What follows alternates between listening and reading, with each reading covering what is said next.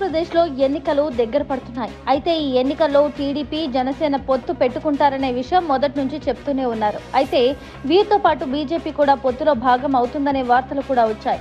దీనిలో భాగంగానే చంద్రబాబు ఢిల్లీ వెళ్లి మరీ బీజేపీ పెద్దలను కలిసొచ్చారు. ఆ పొత్తు గురించి చంద్రబాబు కానీ అమిత్ షా కానీ నోరు ఎత్తి మాట్లాడలేదు. చంద్రబాబు ఢిల్లీ నుంచి వచ్చిన తర్వాత పవన్ కూడా వెళ్లి పొత్తు కన్ఫర్మ్ చేసుకుని వస్తారని అనుకున్నారు. కానీ పవన్ ఢిల్లీ కాదు కదా, కనీసం ఇంటి గడప కూడా దాటలేదు. దీంతో అందరిలోనూ ఈ పొత్తుపై అనుమానాలు పెరిగిపోతున్నాయి. ఢిల్లీ నుండి చంద్రబాబు తిరిగొచ్చి వారం రోజులవుతున్నా ఇంతవరకు పవన్ ఢిల్లీకి వెళ్లలేదు.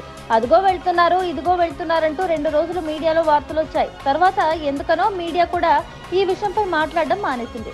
అమిత్ షా అపాయింట్మెంట్ పవన్ కు ఫిక్స్ కాలేదో, లేకపోతే చంద్రబాబు పవనే బీజేపీతో పొత్తుపై చర్చలు ఎందుకులే అనుకున్నారో అర్థం కావడం లేదు. దీనికి కారణం ఏంటంటే పొత్తుకు సాధ్యం కాని షరతులను అమిత్ షా టీడీపీ అధినేత ముందు ఉంచారనే ప్రచారం రోజు రోజుకు పెరిగిపోతోంది. పొత్తులో బీజేపీ, జనసేనకు 75 అసెంబ్లీ సీట్లు ఇవ్వాలని, 12 పార్లమెంటు సీట్లు ఇవ్వాలని అమిత్ షా చెప్పారట. అలాగే కూటమి అధికారంలోకి వస్తే ముఖ్యమంత్రిగా ముందు పవన్ ప్రమాణ స్వీకారం చేస్తారని స్పష్టంగా చెప్పారట. ఇలాంటి అనేక షరతులను పెట్టిన కారణంగానే బీజేపీతో పొత్తుపై చంద్రబాబు ఆలోచనలో పడినట్లు తెలుస్తోంది.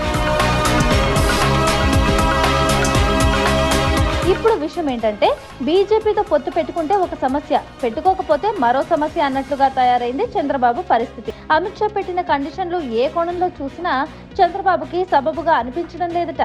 కనీసం అమిత్ షా పెట్టిన కండిషన్లపై ఎలా స్పందించాలో కూడా చంద్రబాబుకి అర్థం కావడం లేదట.